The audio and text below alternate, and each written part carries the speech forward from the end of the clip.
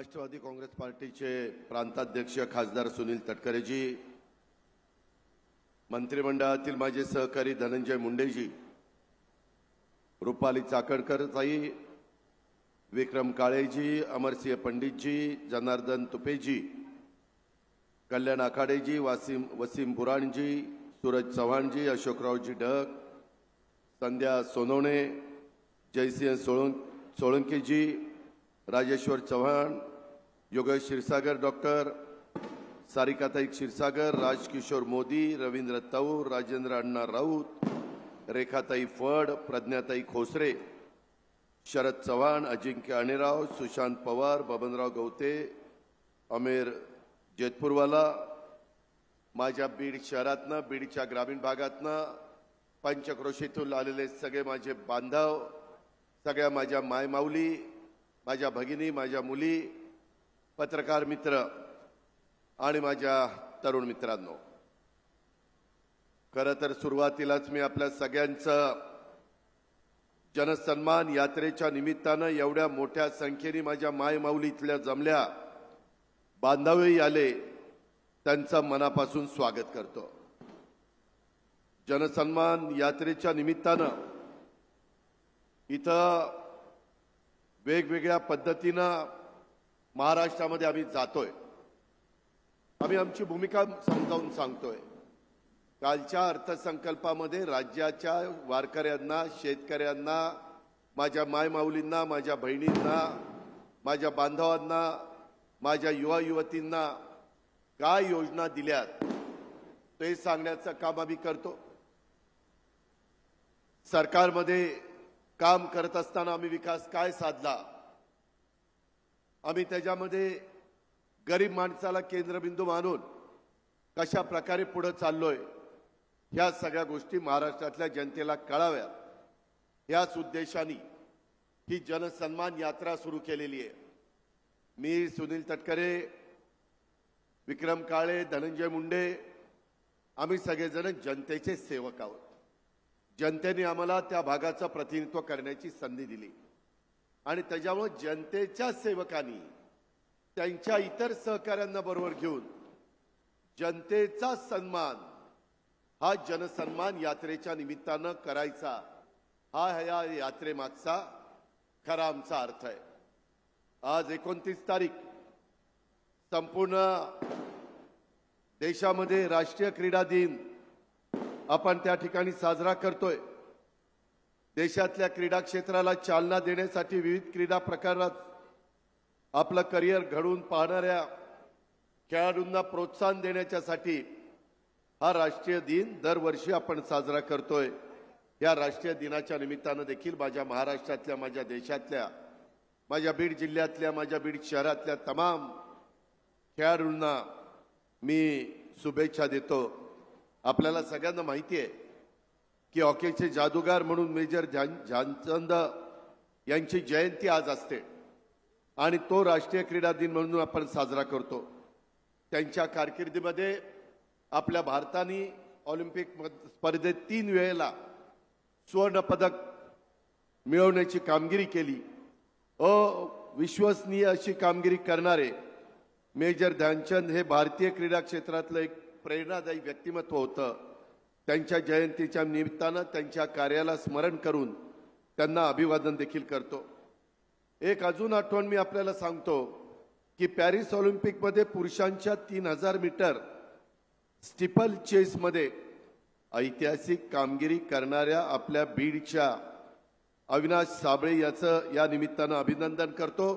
या स्पर्धेत अविनाश 5व्या क्रमांकावर राहिला, मात्र या स्पर्धेच्या अंतिम फेरीसाठी पात्र ठरणारा आपल्या भारताचा, आपल्या महाराष्ट्रातला, आपल्या बीडचा हा अविनाश हा खेळाडू पहिला ठरला।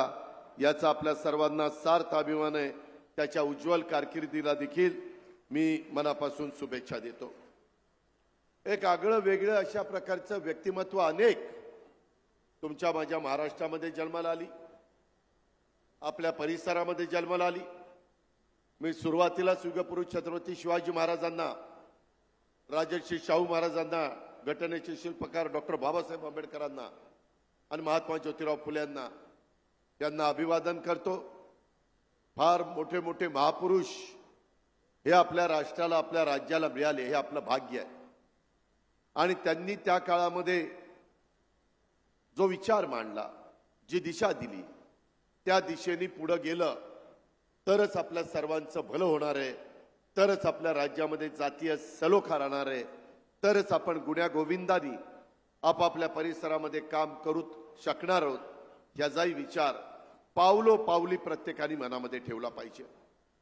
आज मी आपल्या परिसरामध्ये आल्यानंतर ज्या प्रचंड उत्साहाने माझ्या मायमाऊलींनी आमचं स्वागत केलं, माझ्या बीडकरांनी स्वागत केलं, त्याबद्दल त्या सर्वांना मनापासून धन्यवाद देतो, मनापासून आभार देखील मानतो. जनसन्मान यात्रेच्या निमित्तानं महाराष्ट्रामध्ये फार मोठा प्रतिसाद आम्हाला मिळतोय. सगळेजण आमचे विचार ऐकायला देखील येत आहेत. काही वेगवेगळ्या घटना राज्यामध्ये घडतायत. माझ्या भाषणामध्ये मी त्याचा उल्लेख करीनच, पण मी ज्यावेळेस अर्थसंकल्प सादर करायला गेलो, माझा ह्यावेळेस राज्याचा 10वा अर्थसंकल्प होता. मला मुख्यमंत्री, उपमुख्यमंत्री, आमचा धनंजय, संजय बनसोडे, अनेक सहकारी सांगत होते की काहीतरी एक असा अर्थसंकल्प सादर करा की जनतेला पण त्या अर्थसंकल्पाबद्दल एक आपुलकी, जिव्हाळा, प्रेम निर्माण झालं पाहिजे. मी मागे 9 वर्षाचा अनुभव होता. मी विचार केला की माझी मायमाऊली कष्टाने स्वतःचा संसार सांभाळते, कुठं माझी मायमाऊली खुरपणीला जाते, कुठं झोपडपट्टीमध्ये अतिशय तिथं खराब अवस्थेमध्ये जीवन जगण्याचा प्रयत्न करते. काही जण काचा गोळा करतात, काही महिला माझ्या कचरा गोळा करतात, काही धुणं भांडी करतात, काही मोलमजुरी करतात, काही झाडू पोतना करतात, काहींच्या घरामध्ये जाऊन जेवण तयार करतात. पडेल ते काम करण्याची तयारी माझ्या मायमाऊलीची असते. परंतु त्या मायमाऊलीचा विचार आम्ही त्यांना मान दिला, सन्मान दिला, प्रतिष्ठा दिली, सत्तेमध्ये सहभागी करून घेतलं. 4थं महिला धोरण आमच्या महिला बाल विकासच्या मंत्री आदिती तटकरे यांनी त्या ठिकाणी महाराष्ट्राला दिलं. पण त्याच्याही पुढे जाऊन आमच्या महिलांना मी गेले 30-35 वर्ष महाराष्ट्रात फिरत असताना बघतो की त्यांना काहीतरी घ्यावंसं वाटत असतं स्वतः करता, पण घेण्याची मनस्थिती असली तरी स्वतःच्या मनाला मुरड घालून ते मुलाबाळांच्या करता, आपल्या प्रपंचाच्या करता, आपल्या पतिदेवाकरता ते सगळं करत असतात. आणि त्यामुळं त्यांनाही जन्माला आल्यानंतर काही ना काही अधिकार असला पाहिजे. आम्ही खूप विचार केला. शेवटी आम्ही 2.5 लाखाच्या आतमध्ये उत्पन्न असणाऱ्या महिला आपल्या महाराष्ट्रामध्ये किती निघतील? चर्चा केल्यानंतर 2.5 कोटी निघतील असं आमच्या पुढे आलं. 21 ते 65 वयोगटातल्या. आणि त्यांचे फॉर्म भरून गेले. अडचणी आल्या. कधी इंग्रजी फॉर्म, कधी मराठी फॉर्म, कधी ऑनलाईनमध्ये फॉर्म स्वीकारले जात नव्हते. त्रास झाला. एवढा मोठा कार्यक्रम राबवायचा हे काही येड्यागाबाळ्याचं काम नव्हतं. शेवटी जिद्द, चिकाटी आणि सरकारची स्पष्ट भूमिका ही महत्त्वाची होती. त्यामध्ये मी अंदाज घेतला जवळपास 45,000 कोटी रुपये लागणार होते. पहिले 3 महिने तर संपले होते. एप्रिल, मे, जून, जुलैपासून द्यायचं ठरवलं. आज जवळपास 1.25 कोटीच्या पेक्षा जास्त महिलांना आम्ही पहिल्या 2 महिन्याचे 3,000 रुपये त्यांच्या खात्यामध्ये जमा केले. मला इथं महिला आहेत, ज्या महिलांच्या खात्यामध्ये 3,000 रुपये जमा झाले त्यांनी हात वर करा. तेव्हा का सुनील तटकरेजी, आज कित्येक महिलांच्याकडे पैसे जमा झालेत. बाकीच्यांचं पण 2.5 लाखाच्या आतमध्ये उत्पन्न असलं तरी आता उद्याच्या आमचा 30 तारखेला का 31 तारखेला आम्ही नागपूरला कार्यक्रम घेतलाय आणि त्या कार्यक्रमामध्ये आम्ही पुढच्या त्या ठिकाणी टप्पा सगळ्यांना राहिलेल्यांना देणार आहोत. काळजी करू नका. काही जण आमची बदनामी करतायत. काही जण म्हणले हे चुनावी जुमला आहे, आउटघटकेचं आहे, तुम्हाला फसवतायत.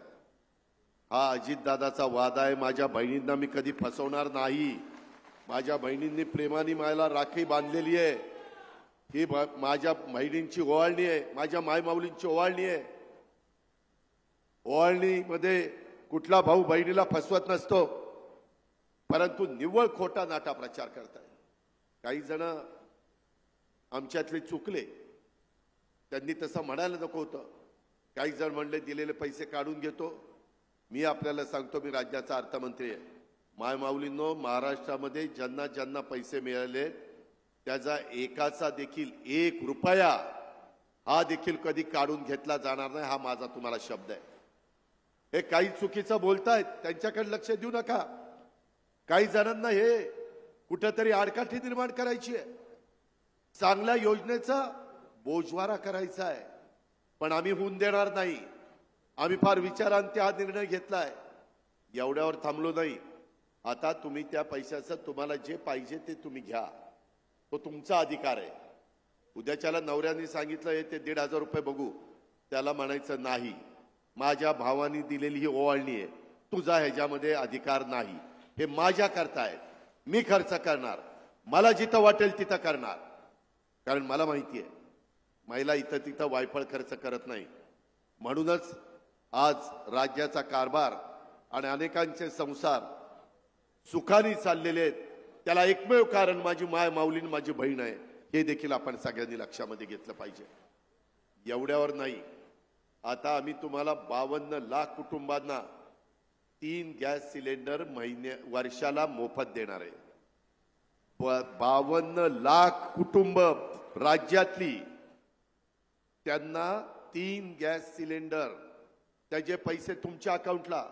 यावेळेस माय माऊलींनो, बांधवांनो, एक गोष्ट केली, कुणाच्या हातात पैसा नाही, डायरेक्ट अकाउंटला. मध्यस्थी नाही, दलाली नाही, कुणी नाही. तुमच्या अकाउंटला पैसे. त्याच्यामध्ये तुमचे 52 लाख माझ्या महिलांचे अकाउंट नंबर आमच्याकडे, त्यांच्या खात्यामध्ये 3 गॅस सिलेंडरचे पैसे वर्षाला. त्याच्यामध्ये बाकीचे गॅस सिलेंडर तुमचे तुम्ही घ्यायचे. काही ना काही आधार देण्याचं काम आम्ही करतोय. शेवटी हे राज्य सर्वसामान्यांचं आहे, गरिबांचं राज्य आहे. गरिबांना बाहेर काढण्याच्या करता ही योजना आहे. एवढ्यावर नाही थांबलो. माझ्या मुली, गरिबांच्या घरामध्ये जन्माला आलेल्या मुलींना कॉलेजचं शिक्षण घेण्याकरता त्यांच्या आईवडिलांची ऐपत नसती. मग काय करायचं? आम्ही 50% रक्कम देत होतो. म्हणलं 50% नाही, आता 100% देऊन काय होईल?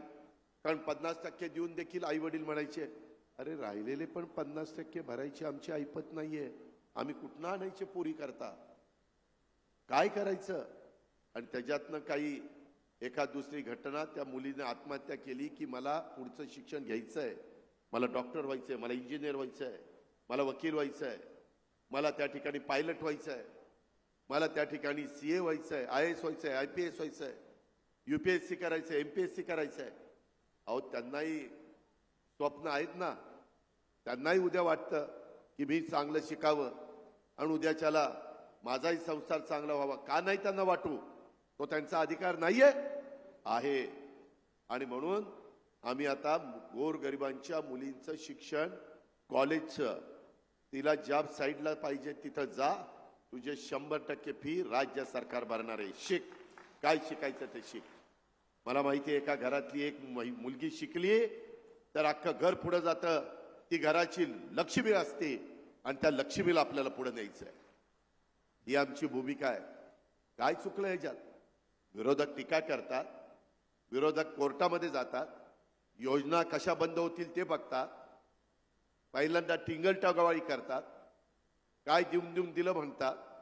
अरे तुम्ही सोन्याचा चमचा घेऊन आलेली श्रीमंताची मुली, तुम्हाला काय करायचं कळणारे गोरगरिबांचं जीवन कसं असतं ते तुम्हाला नाही कळणार. ते गरिबालाच कळेल, ज्याचे दिवसभर काम केल्याशिवाय संध्याकाळी चूल पेटत नाही, त्याला कळेल. ही गोष्ट लक्षात घ्या. आणि ह्या योजना आपल्याला पुढे चालू ठेवायच्या. बांधवांनो, आम्ही ज्यावेळेस माझ्या माय माऊलींच्या करता या योजना आणल्या, मी 3 योजना तुम्हाला सांगितल्या, त्याच्यातनं काय झालं? विरोधक म्हणले, बघा या अजित पवारला ह्या सरकारला एकनाथरावला देवेंद्रजींना दुसरं कुणी दिसत नाही. महिला दिसत आहे, पुरुषांचं काहीच नाही. लाडकी बहीण, दोडका भाऊ, भाऊ दोडका नाही, भाऊ पण लाडका. आणि भावाला मगाशी धनंजयनी सांगितलं तसं 3 हॉर्सपॉवर 5 हॉर्सपॉवर 7.5 हॉर्सपॉवरच्या मोटारीला लाईट बिल भरता भरता काय शेतकऱ्याची अवस्था होती.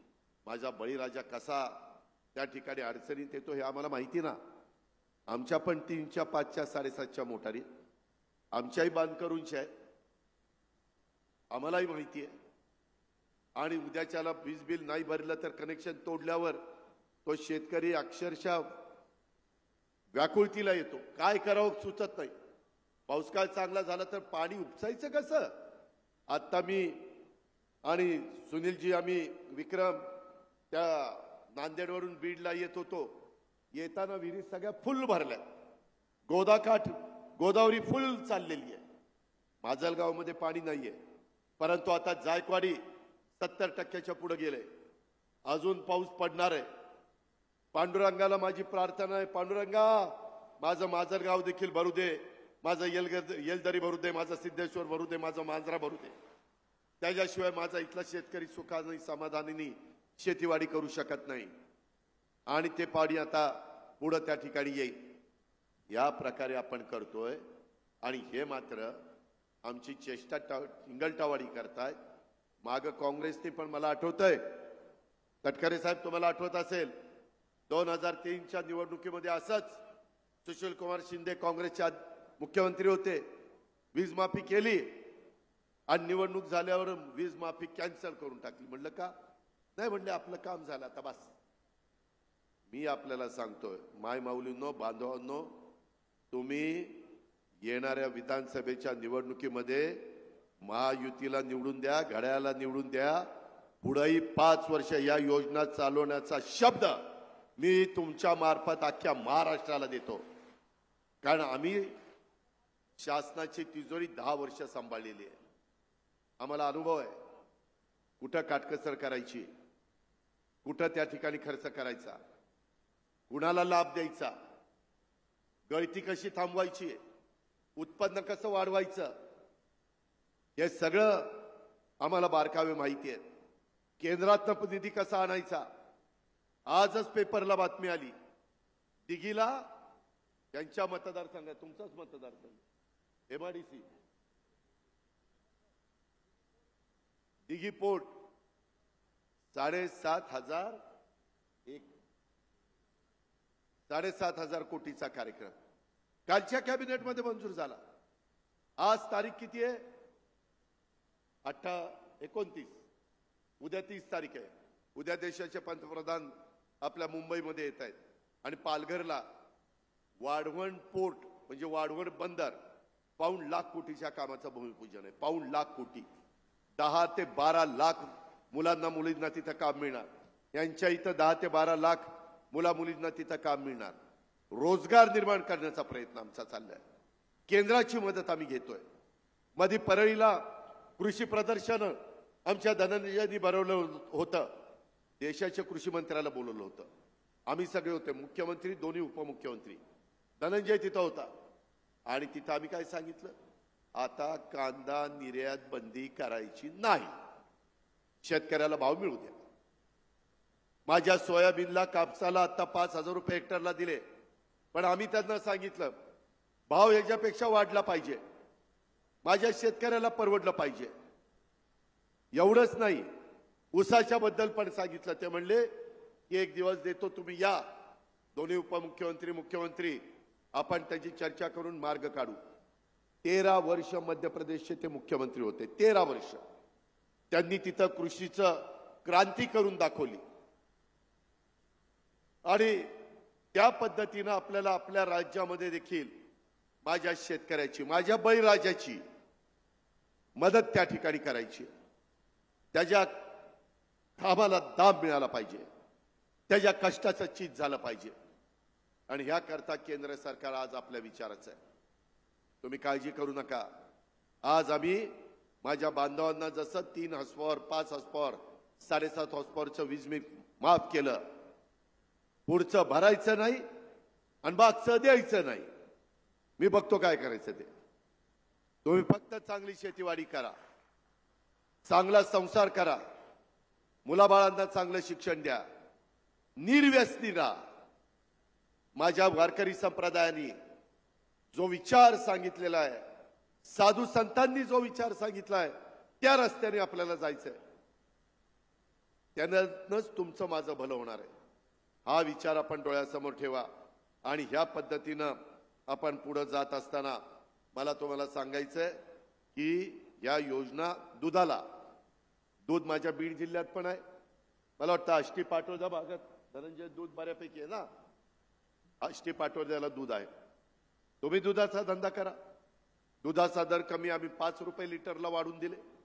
शेतकऱ्यांना दूध धंदा परवडावा म्हणून अनुदान 5 रुपये, अनुदान 5 रुपये. त्याच्यातनं तरुण तरुणी आमच्याकडे अनेकदा येतात, आम्हाला नोकरी द्या, नोकरी द्या, नोकरी द्या, नोकरी द्या. आता आम्ही 12वी, आम्ही डिप्लोमा आणि डिग्री या गोष्टी केलेल्या, हे शिक्षण घेतलेल्या मुलाला मुलीला प्रशिक्षणार्थी म्हणून प्रशिक्षण देणार. 12वी पास वाल्यांना तुम्ही प्रशिक्षण घ्या, आम्ही 6,000 रुपये महिन्यात, तुम्ही प्रशिक्षण घेताय म्हणून आम्ही वेतन देणार. डिप्लोमावाल्यांना 8,000 वेतन देणार महिना आणि डिग्रीवाल्यांना 10,000 रुपये महिना वेतन देणार. कारण काय की त्यांनी ते प्रशिक्षण घेतलं तर उद्याच्याला कुठल्या कारखान्यामध्ये त्याला नोकरी लागताना की हो मी हे सरकारचं सर्टिफिकेट, माझा 6 महिने 8 महिने 12 महिन्याचा कोर्स मी केलेला आहे, प्रशिक्षण घेतलेलं आहे, त्याच्यामुळे कारखानदार पण त्यांना नोकरीला लावतील. किंवा काही बँका म्हणतील की तुम्ही हा व्यवसाय करायला निघालाय, काय अनुभव, त्याला दाखवायचं सर्टिफिकेट, हा माझा अनुभव, हे माझा सरकारने दिलेलं सर्टिफिकेट, आणि त्याच्यातून मग ती बँक तुम्हाला कर्ज देईल. आज आमच्या शेतकऱ्यांना देखील सावकाराच्या दारात जाऊ नये म्हणून आम्ही 6% व्याजाने कर्ज पुरवठा करतोय. त्याच्यात आम्ही सवलती देतोय. का तर माझा शेतकरी त्या सावकाराच्या दारात जाऊ नये, सावकारांनी त्याला त्रास देऊ नये, ही भूमिका आमची महायुती सरकारची. ह्या पद्धतीनं आम्ही मित्र आय बहिणींनो, माय माऊलींनो पुढे चाललेलो आहे. यामध्ये पुढे जात असताना मला तुम्हाला सगळ्यांना सांगायचंय की या जनसन्मान यात्रेच्या निमित्तानं वेगवेगळ्या घटना या राज्यामध्ये घडतायत. त्यामध्ये काहींनी अशी टीका केली की राज्याला कर्जबाजारी करायला लागलेत, कंगाल करायला लागलेत. माय माऊलींनो, राज्याचं स्थूल उत्पन्न आता 42 ते 43 लाख कोटीचं आहे आणि त्याच्यातनं या सगळ्या योजना मी देतोय. आपल्या राज्याची आर्थिक परिस्थिती आहे म्हणून आपण करतोय, नसती तर कुठं गेलं असतं. अहो सगळी सोंग करता येतात, पैशाचं सोंग नाही करता येत. ऋण काढून सण कुणी साजरा केलाय का? नाही केला. आपण कष्टाने त्या ठिकाणी सण साजरे करतोय. त्या पद्धतीनं आज ह्या योजनेला, ह्या सगळ्या योजनेंना पाऊण लाख कोटी रुपये लागत आहेत. तुम्हाला 46,000 कोटी, त्यांना 14,000 कोटी आपल्या विजेचे पैसे आम्हाला भरावे लागणार. तुमचे 46 आणि 14 60,000, ते मुलींच्या करता 5,000 आणि गॅस सिलेंडरला त्याच्यामध्ये 65, आणि तुमच्या मी मगाशी सांगितलं 12वी डिप्लोमा डिग्री 10 लाख विद्यार्थी, त्यांच्याकरता 10,000 कोटी, असे 75,000 कोटी, 6.5 लाख कोटीतनं एवढे पैसे आपण बाजूला काढतोय. काळजी करू नका. त्यांच्या नेमकं ते पोटात दुखायला लागले आणि काहीतरी सांगतात. मी कधी पण चुकीच्या गोष्टीचं समर्थन करणार नाही. इथं माझ्या मायमाऊली आहेत. जेवढे माझ्या महाराष्ट्रात पुरुष आहेत तेवढ्याच महिला आहेत. युगपुरुष छत्रपती शिवाजी महाराजांनी महिलेचा सन्मान कसा केलेला आहे तो इतिहासामध्ये नोंद आहे. महिलांच्यावर अत्याचार हा अक्षम्य गुन्हा आहे. त्यावेळेला माफी नाही. दोषी कोणी असो, मी तर महाराष्ट्राला सांगतो, कुणी मोठ्या बापाचा असो, कुणी श्रीमंताचा असो, कुणी पुढाऱ्याचा मोठा असो, पोरगा असो त्याला सोडणार नाही. कुणी ताम्रपट घेऊन जन्माला आलेलं नाहीये.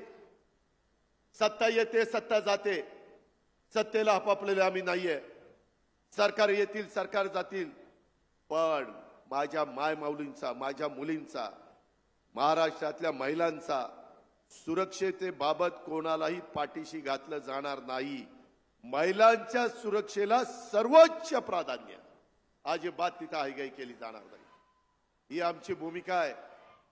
याच्यामध्ये काही जण आंदोलन करतात, ठीक आहे, त्यांना आंदोलन करण्याचा अधिकार आहे, पण आम्ही त्या संदर्भामध्ये भारतीय न्याय संहितेतील तरतुदीमुळे आता महिलांना घर बसल्या ही तक्रार करता येऊ शकते. नवीन कायद्यात अशा प्रकरणातील दोषींना फाशी आणि जन्मठेप केली पाहिजे. याला फाशीची शिक्षा. तो विकृत आहे, तो नराधम आहे, तो माझ्या माय माऊलीला, माझ्या मुलीला तिथं अंगावर हात टाकतोय. अशांना माफी नाही म्हणजे नाही. त्याच्यामध्ये ती जन्मठेपेची तरतूद आणि फाशीची तरतूद त्या ठिकाणी केलेली आहे. FIR सुविधा पण सुरू केलेली आहे. शाळा असो, रुग्णालय असो, पोलीस ठाणं असो, कोणत्याही पातळीवर हायगाई केली जाणार नाही. माझी आपल्याला सगळ्यांना विनंती आहे की डोळ्यात तेल घालून बघा.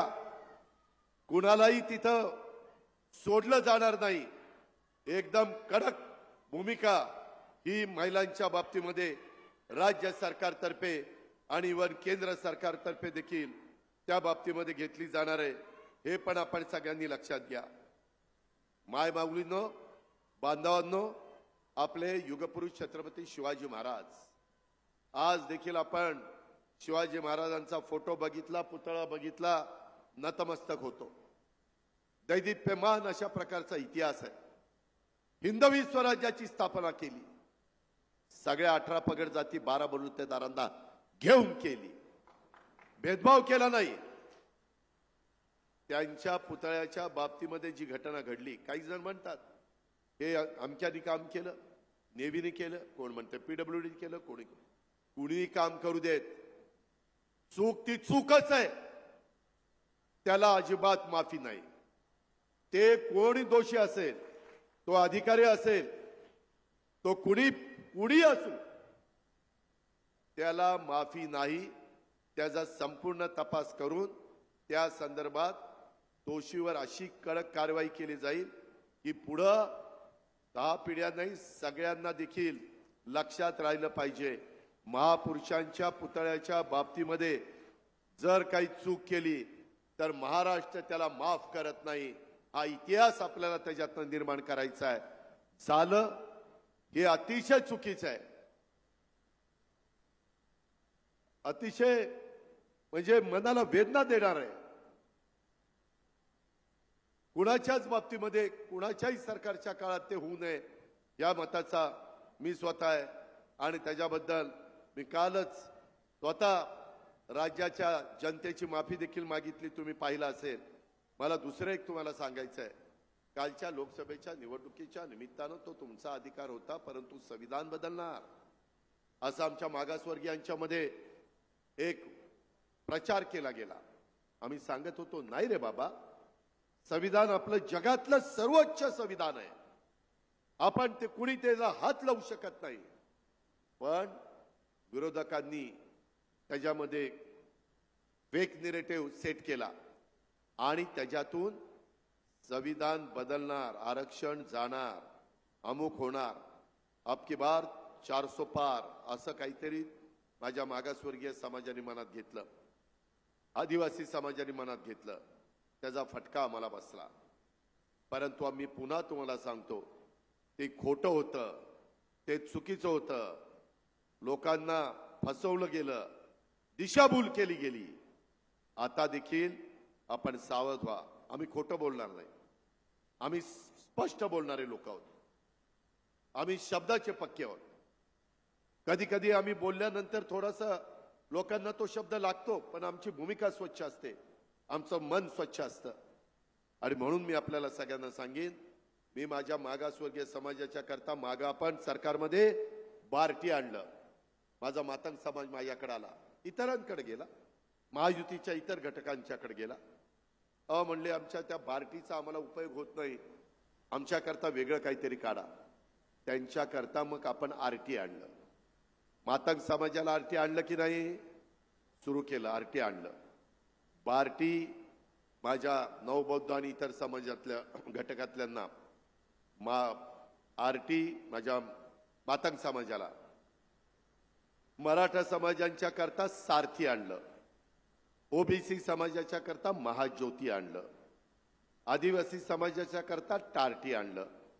माझा अल्पसंख्याक समाज म्हणत होता, अरे आम्ही पण भारतीय आहोत ना, आम्ही महाराष्ट्रात राहतो ना, आम्ही बीडमध्ये राहतो, बीड शहरात राहतो, वॉर्डात राहतो, आमचं काय?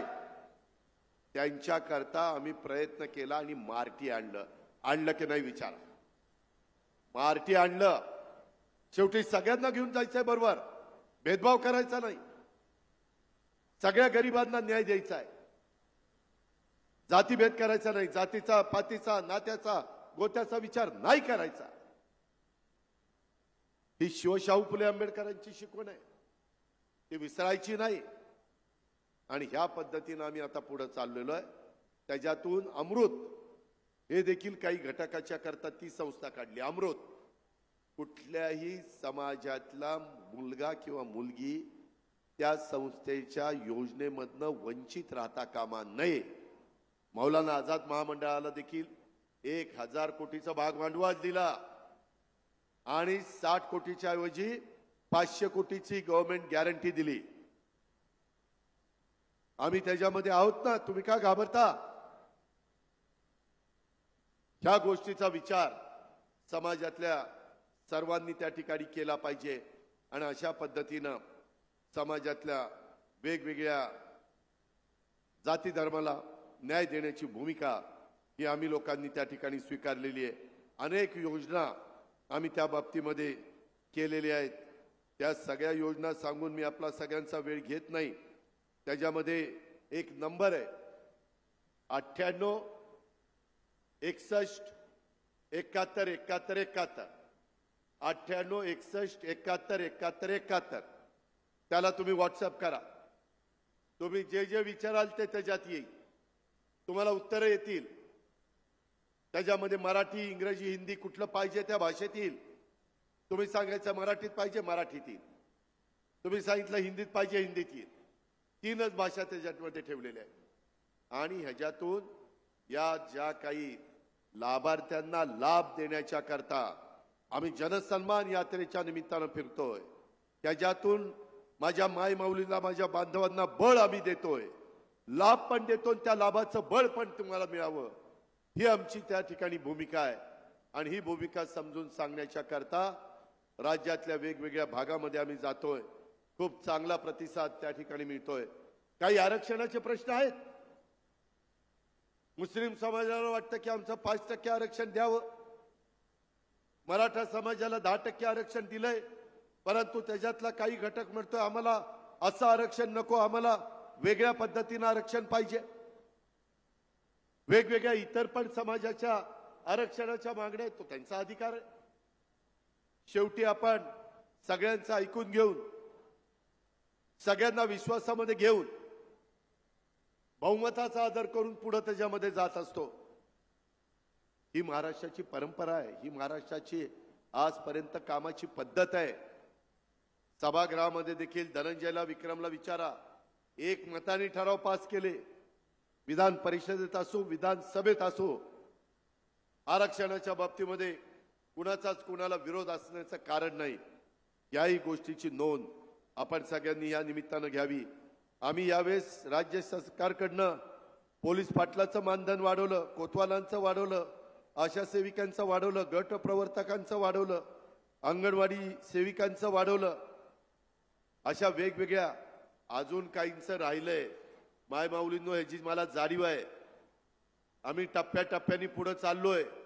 काळजी करू नका, हे तुमचं सरकार आहे, हे सर्वसामान्यांचं सरकार आहे. आणि ह्या पद्धतीनं आपण पुढची वाटचाल करतोय. ही गोष्ट देखील आजच्या जनसन्मान यात्रेच्या निमित्तानं आपण विसरता कामा नये. आज अतिशय चांगल्या पद्धतीनं आमच्या डॉक्टर योगेश क्षीरसागर असतील किंवा बाकीचे सगळे आमचे बीड शहरामध्ये काम करणारे राष्ट्रवादी काँग्रेस पक्षाचे जीवाभावाचे माझे सहकारी असतील, अनेकांनी आजची सभा अतिशय चांगली भर दुपारची वेळ असताना देखील चांगली करण्याचा प्रयत्न केला, त्याबद्दल त्यांना मी मनापासून धन्यवाद देतो। लोकनेते गोपीनाथ मुंडे ऊसतोड कामगार कल्याण मंडळ आम्ही त्या ठिकाणी स्थापन केलं। मुंडे साहेबांनी पण स्वतःच्या राजकीय कारकिर्दीमध्ये जीवाजीव असेपर्यंत गोरगरीब माणूस केंद्रबिंदू मानून त्यांनी काम केलं, हे कदापि महाराष्ट्र विसरू शकत नाही। मी त्यांना देखील अभिवादन करतो। ही पण गोष्ट आम्ही प्रभू वैजनाथाच्या सुधारित तीर्थक्षेत्र विकास आराखड्याला त्या ठिकाणी जवळपास 300 कोटी रुपये दिले, हे पण आपण विसरता कामा नये। अशा पद्धतीनं कितीतरी चांगल्या गोष्टी बीड जिल्ह्याच्या सर्वांगीण विकासाच्या करता, बीड जिल्ह्यातल्या 6 विधानसभा मतदारसंघाच्या भल्या करता आणि तिथल्या एकंदरीत आम्ही पैनगंगा वैनगंगा प्रकल्प देखील त्याला मान्यता दिली। आम्ही परवा नारपार प्रकल्पाला मान्यता दिली। मोठे मोठे प्रकल्पाचे केंद्राकडून आम्ही निधी आणतोय। मुख्यमंत्री आणि पंतप्रधान त्यांच्याशी संपर्क साधून कसं आपल्याला राज्याला भलं करता येईल अशा प्रकारचा आमचा सातत्याने प्रयत्न असतो। या गोष्टीची देखील आठवण आपण सर्व बीडकरांनी, बीड शहरवासियांनी ठेवली पाहिजे। उद्याच्या विधानसभेच्या निवडणुकीच्या निमित्तानं आणखीन काही येऊन खोटं नाटं सांगण्याचा प्रयत्न करतील, दिशाभूल करण्याचा प्रयत्न करतील। माय माऊलींनो, माझ्या बांधवांनो, या ज्या योजना दिलेल्या आहेत, या योजना पुढे आपल्याला कायमच्या चालू ठेवायच्यात। माझी लाडकी बहिणी योजना पुढे 5 वर्ष राहिली तर माझ्या एकेका बहिणीला 5 वर्षात 90,000 रुपये त्या ठिकाणी मिळणार आहेत। 90,000। तसंच माझ्या 44 लाख शेतकऱ्यांना 5, 7.5 आणि 3 या मोटारला पण फायदा होणार आहे तुम्हाला। आणि याच्यावर नाही, आता आमचा सगळ्यांचा प्रयत्न आहे, तसं आम्ही नियोजन केलंय। आता दिवसा आणि रात्री आठवड्यातनं निम्मा काळ वीज नाही, वर्षभरात माझ्या महाराष्ट्रातल्या शेतकऱ्यांना आम्ही सोलरचे 9,000 मेगावॅट वीज तयार करतोय आणि त्याच्यामध्ये टप्प्याटप्प्याने 6 महिने, 8 महिने, 10 महिने, 12 महिन्यामध्ये ते होईल। ते मिळाल्यानंतर सूर्य उगवला, तुमचं इलेक्ट्रिक पंप चालू, सूर्य मावळला, माझ्या बांधवाचा शेतकऱ्याचा बळीराजाचा पंप बंद, दिवसभर लाईट चालू, पाणी दार धरा, पिकाला पाणी द्या, भाजीपाल्याला पाणी द्या, फळांना पाणी द्या, फळबागांना तुम्हाला पाहिजे तसं करा। आता इथनं पुढं वर्षभरादी रात्री रानामध्ये जायचं भानगड नाही। सापाचं, विंचूचं, काट्याचं काही ठिकाणी बिबटे झाले, बायको चिडती, कुठे गेला रात्री, दाऱ्यावर गेल्यावर पाणी भरायला, त्याच्यामुळं मग तिथं घरामध्ये वाद होतात। त्याच्यावर दिवस मावळल्यावर बायका मुलांच्या मध्ये आनंदात तुम्ही तुमचा गप्पा टप्पा मारा, भोजन करा आणि सुखाने संसार करा। ही भूमिका महायुतीच्या सरकारने स्वीकारलेली आहे आणि ते तुम्हाला समजून सांगण्याच्या करता जनसन्मान यात्रेच्या निमित्तानं आलोय। आजपर्यंत तुम्ही बघा, बाकीचे एकमेकाच्या बद्दल काय टीका टिप्पणी करतात, आरोप प्रत्यारोप करतात, ही महाराष्ट्राची संस्कृती नाहीये। स्वर्गीय यशवंतराव चव्हाण साहेबांनी सुसंस्कृत महाराष्ट्र घडवण्याचं काम केलंय। महाराष्ट्रामध्ये राजकारण कसं करायचं, समाजकारण कसं करायचं, विरोधकांची निंदा नालस्ती करायची नाही। मी माझ्या पहिल्या दिवसापासून जनयात्रेमध्ये आमच्या तटकरे साहेबांना विचारा, कुणाला विचारा, मी विरोधकांच्यावर टीकाच करत नाही। माझ्याकडं इतक्या चांगल्या चांगल्या योजना सांगण्याच्या करता आहे।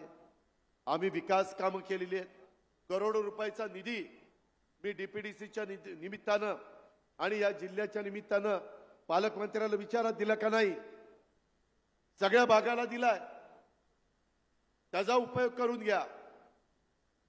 त्यांनी काहीतरी आरे म्हणायचं, बी कारे म्हणायचं, त्यांनी काहीतरी वेडवाकडं स्टेटमेंट करायचं, मी वेडवाकडं, त्याच्यातनं काय माझ्या मायमाऊलीचे प्रश्न सुटणार आहेत, माझ्या शेतकरी बांधवांचे प्रश्न सुटणार आहेत, माझ्या तरुण तरुणींना रोजगार मिळणार आहे, काही होणार नाही। आणि म्हणून एक चांगला विचार घेऊन मी महायुतीच्या माध्यमातून राष्ट्रवादी काँग्रेस पक्षाचा एक कार्यकर्ता या नात्याने तुमच्या समोर आलेलो आहे। तुम्ही आम्हाला उद्याच्या विधानसभेच्या निवडणुकीच्या निमित्तानं आशीर्वाद द्या, तुम्ही आम्हाला भरभक्कम पाठिंबा द्या, तुम्ही आम्हाला सहकार्य करा। 30-35 वर्षाचं राजकारण समाजकारण तुम्ही आम्हा लोकांचं बघितलंय। आता इथून पुढच्या काळामध्ये देखील या राज्याला देशातलं विकासाच्या बाबतीतलं नंबर 1चं राज्य हे आम्हाला बनवायचं आहे। त्याकरता आपण सगळ्यांनी आम्हाला पाठिंबा द्यावा हीच आग्रहाची नम्रतेची कळकळीची विनंती करतो आणि आपल्या सगळ्यांची रजा घेतो। जय हिंद, जय महाराष्ट्र, जय राष्ट्रवादी। यानंतर